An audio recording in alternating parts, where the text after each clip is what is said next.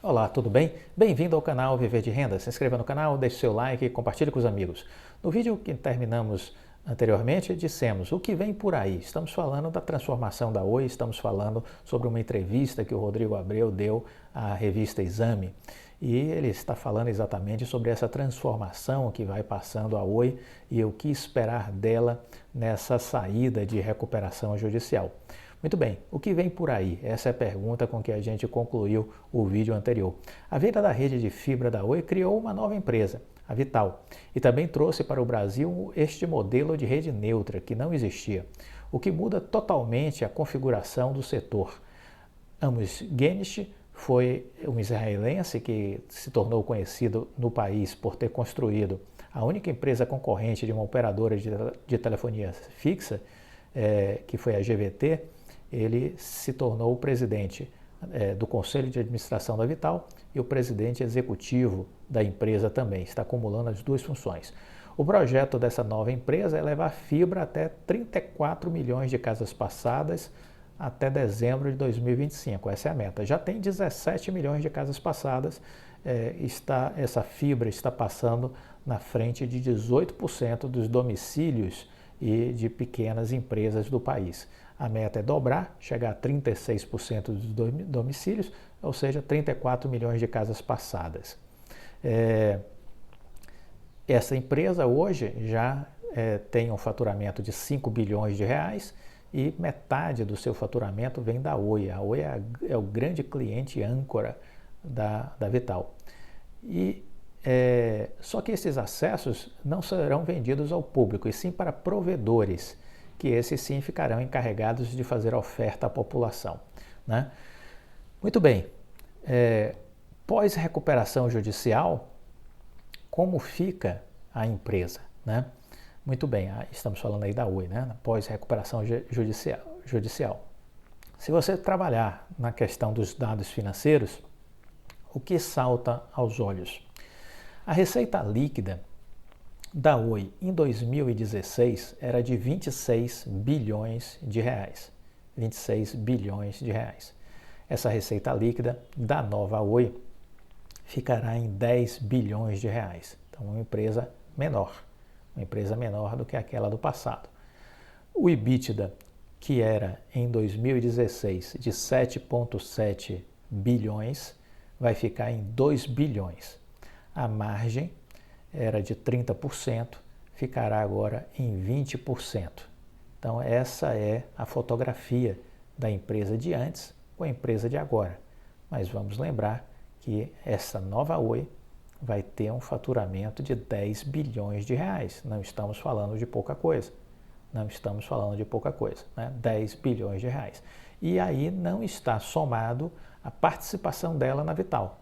Aí é apenas a nova Oi, não está somada a participação dela na Vital. Essa participação dela na Vital, ela tem um percentual lá, hoje é de 38%, mais ou menos, pode reduzir para 35%, mas hoje está em 38%, que ela participa deste crescimento lá no outro lado, na Vital. E que também poderá, em algum momento, receber dividendos desta Vital, ou seja, mais ingresso de caixa vindo da Vital. No primeiro momento, eu não acredito que isso aconteça, porque o foco da Vital vai ser gerar recursos para investir, para cumprir o seu planejamento estratégico, que é chegar até 2025 com um investimento realizado de 30 bilhões de reais. 30 bilhões de reais. Para quê? Para expansão. Para expansão. E aí vem uma expansão orgânica e uma expansão mediante aquisições. Acredito que será uma das grandes empresas de consolidação do mercado de fibra. A Telefônica Vivo também está nessa mesma pegada, de ser uma consolidadora do mercado de fibras. Para mim, serão os dois grandes concorrentes deste novo mercado, vamos dizer assim, de fibra ótica no país. Teremos de um lado a Vivo, a Telefônica Vivo, e do outro lado teremos a Oi Vital, ok? Muito bem. Dito isso, o que vai acontecer no país só tem precedente com a própria universalização de telefonia de voz fixa e celular, que ocorreu lá na origem da privatização. A expectativa que dos cerca de 90 milhões de domicílios que existem no país, entre residências e negócios, pelo menos 63 milhões tenham acesso à fibra ótica até 2025. E essa estimativa leva em consideração apenas as projeções feitas pela Vital Oi e pela Telefônica Vivo.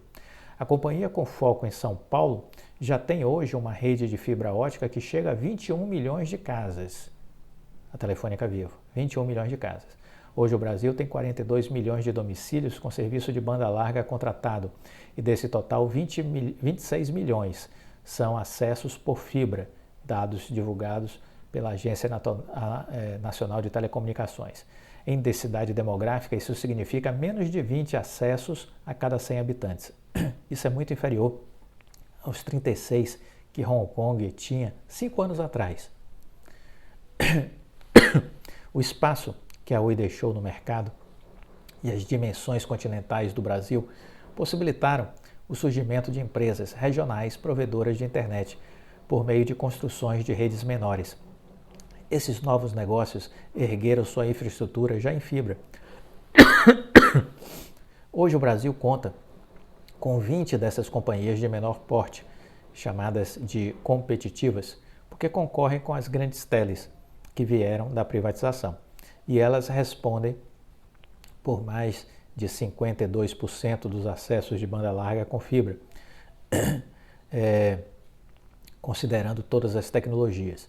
Algumas delas cresceram, tanto que foram à bolsa, listaram suas ações, como é o caso da Brisanet, Desktop, Unifique, mas ainda é esperada uma grande onda de consolidação desses negócios com muitas fusões e aquisições. Estamos já no meio dessa onda e ela ainda vai crescer mais. Para essas empresas e tantas outras que surgirem, para que elas ampliem seus limites, a Vital torna-se aí uma oportunidade para vender o acesso à sua infraestrutura. Essas companhias vão oferecer o serviço à população. Na visão do israelense Amos Genish, o acesso à internet vai se tornar uma commodity. O diferencial estará na qualidade do atendimento e não mais na rede. Mais do que isso, a banda larga vai poder ser vendida por qualquer empresa que vir nesse serviço um complemento para o seu negócio. Hoje a Vital tem cerca de 40 clientes, considerando aí pequenos provedores, além da Oi, que é o seu cliente âncora. Amos Genish contou que entre os contratos que estão negociando está uma grande varejista. Já imaginou? Vai ser possível contratar a banda larga no mercado, enfatizou ele. Para entender um pouco melhor o que está acontecendo no Brasil, a empolgação de Genish, um exemplo ilustrativo, é um pequeno negócio que está nascendo, a empresa Axel, que contratou a rede da Vital para oferecer acesso à internet. Com um investimento inicial de 50 milhões de reais, o plano da empresa é atender 12 cidades do Paraná, com projeção de alcançar 80 municípios até o fim de 23, incluindo alguns do Rio Grande do Sul. Christian Alberti, diretor de operações da Axel, explica que a ideia não é só ser um provedor com acesso à internet, streaming e games, que é o pacote básico das empresas competitivas. O objetivo é vender um conjunto de soluções e serviços para residências com monitoramento e segurança. O modelo de rede neutra, criado para a recuperação judicial da Oi e mais as oportunidades que surgirem com as competitivas, levou também a Telefônica Vivo a ter uma frente semelhante ao que foi criado pela Oi. Só que no caso do grupo espanhol, isso será feito apenas para fora do estado de São Paulo. Foco de sua atuação no que era conhecido como telefonia fixa e que hoje é basicamente internet. É por ela também que agora a maioria das ligações telefônicas acontece. Como investir em infraestrutura exige muito capital, a Telefônica Vivo foi buscar um parceiro financeiro que se associou ao negócio, fazendo um aporte de 1,8 bilhão de reais, que é o fundo de investimento canadense CDPQ. A presença de um grande investidor financeiro, junto com o grupo espanhol, e o fato de a Vital ser controlada por um fundo de investimentos, que é o BTG, não é coincidência. Esse modelo de rede neutra fora do Brasil também é basicamente suportado por agentes desse tipo, porque se trata de um negócio de infraestrutura e não de venda para o varejo, o que exige atendimento sofisticado e conhecimento das particularidades de cada região e população. O maior negócio de rede neutra do mundo é a Digital Colony, resultado da combinação de dois grupos de investimentos, a Digital Bridge e a Colony Capital, que têm juntos 30 bilhões de dólares sob gestão para infraestrutura digital. A companhia já controla um total de 350 mil sites de torres no mundo, 220 mil quilômetros de fibra, 125 data centers e 40 mil pequenas células móveis. No Brasil, eles são donos da Highline, que nasceu com a infraestrutura de torres celulares e da Scala Data Centers, ambas de venda para o atacado. O grupo chegou a avaliar a compra da rede Oi para ampliar sua presença no país. No caso da Vital, para dobrar a cobertura que comprou, serão necessários mais 30 bilhões de reais em investimento. A empresa já contratou o financiamento para 5,7 bilhões, que vai aplicar nessa expansão. A Oi segue um acionista relevante na Vital, com uma fatia da ordem de 38%, que pode ainda ser ajustado no ano que vem, em julho, para 35%. Ela não participará de investimentos na empresa. Deve, porém, conseguir alguns bilhões de reais quando a Vital fizer o seu IPO, um passo já esperado. Esses papéis poderão ser vendidos em bolsa para pagar uma parte dos compromissos remanescentes da sua dívida. Se o mercado de capitais melhorar, é possível que essa operação ocorra já em 2023, diz a matéria. Mas aí volto a destacar, não vejo como possível ser 2023, porque a lei exige que você esteja publicando balanços há 3 anos e o prazo que a Infracol começou a funcionar foi 2020, então para 2021 você tem 1 ano, para 2022 você tem 2 anos, você vai concluir o 3º ano de operação em 2023. Então, você vai estar apto a, vamos dizer assim, a fazer o IPO em março de 2024. Então, trabalho com essa expectativa, quer dizer, há uma limitação temporal que vai projetar, vamos dizer assim, esse IPO para o início de 24. Vamos lembrar que na projeção do Rodrigo Abreu seria 2025, mas há cada vez mais rumores de que isso será antecipado. Mas, considerando a legislação vigente de que são necessários 3 anos de balanço, considerando que a Vital está fazendo 1 ano de vida, e considerando que a Infracol tinha já 1 ano de operação apartada da Oi, enxergo aí que você tem mais 1 ano pela frente para completar os 3 anos necessários. Isso vai coincidir exatamente com março de 2024. Então, penso eu que o ano de 2023 será utilizado para organizar o processo para o IPO. Geralmente, esses processos para abertura de capital demoram aí entre 7 e 9 meses, então acho plenamente possível, né, no início de 24, esse processo está sendo colocado para o mercado. Vamos acompanhar, né, essa evolução aí. Então, nós temos aí, ainda observando o que a matéria nos trouxe, nós temos aí um potencial muito grande. Quando a gente olha para o tamanho da base de clientes das empresas, olhando banda larga em milhões de clientes, a Telefônica tem 99 milhões de clientes, ela é seguida pela Claro com 85,7 milhões e a TIM com clientes móveis, né? Olhando a base de clientes que tem acesso à banda larga, mas usando aí a telefonia celular. Então, a Telefônica Vivo tem 99 milhões de clientes, a Claro 85,7 milhões de clientes e a TIM 68,7 milhões. Quando a gente olha a banda larga, né, aí a gente tem na Claro 9,6 milhões, em segundo lugar você tem a Telefônica Vivo com 6,4 milhões e a TIM com 0,7, né?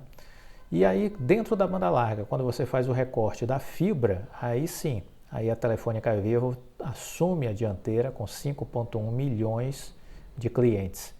A Claro fica com 0,7 e a TIM com 0,5.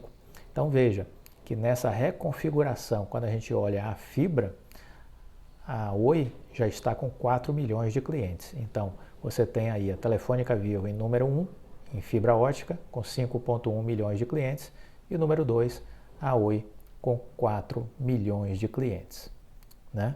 Então é essa a realidade que nós temos hoje do nosso mercado. Bom, e a questão do 5G? O que isso nos traz de perspectivas quando a gente olha aí a questão do 5G? O leilão para as frequências do 5G, feito em 2021, arrecadou 47 bilhões de reais com licenças vendidas. E aqui eu quero aproveitar para mostrar o escárnio com a sociedade brasileira em relação à gestão do FUST. Arrecadou-se no leilão do 5G 47 bilhões de reais em licenças vendidas. O dinheiro que está depositado nas contas do governo federal no FUST, Fundo de Universalização de Serviços de Telecomunicações, são de 44 bilhões de reais, ou seja, é quase o que foi arrecadado no leilão do 5G. Infelizmente, o dinheiro fica lá trancado e não é usado para fazer a transformação que o país precisa.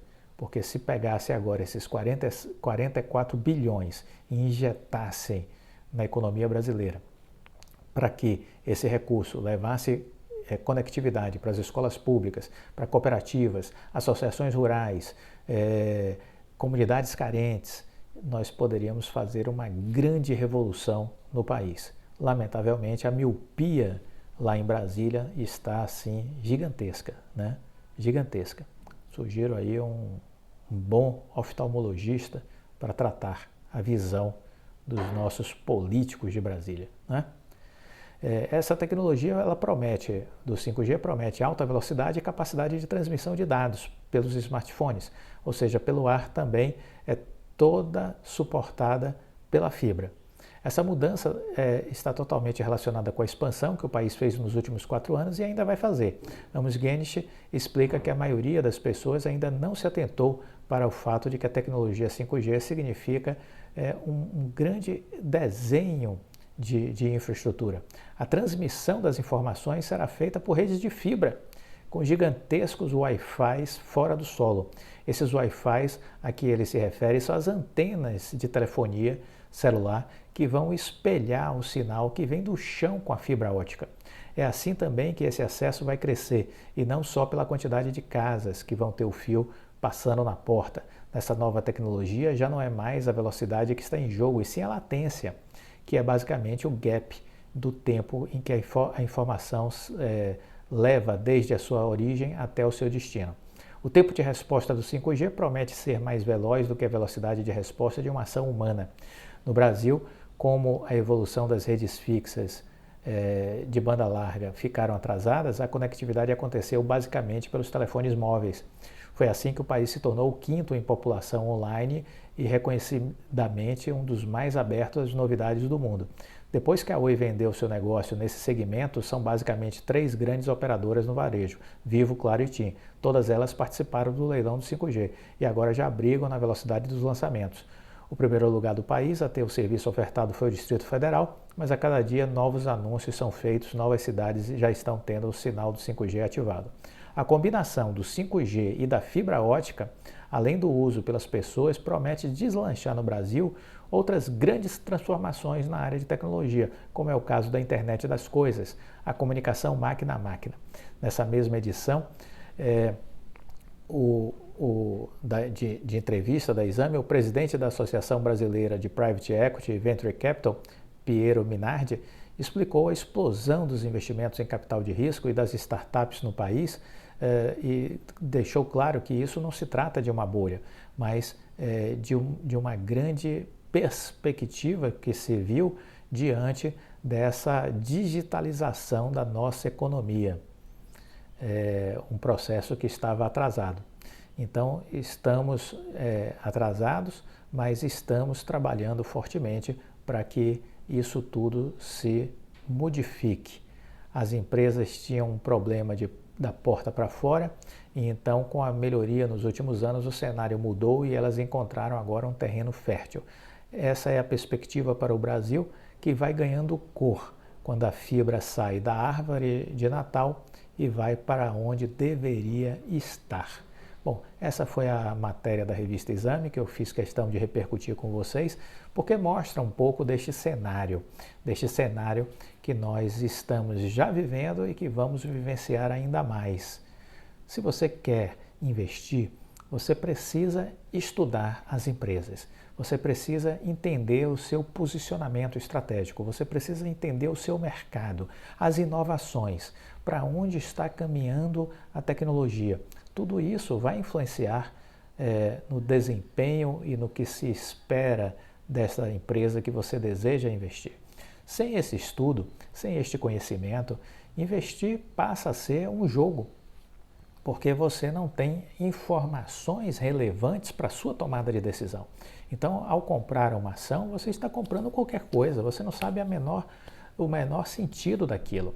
E aí você vai para os grupos de WhatsApp, você vai para ouvir a mídia financeira, aquela mídia que diz que é a hora da cautela em relação à Vale, que a Vale não está no seu melhor momento, que é hora de cautela. Ora, pelo amor de Deus, se você é inscrito no canal, você sabe, já aprendeu muita coisa aqui, não é verdade? Comenta aí, se já não aprendeu muita coisa.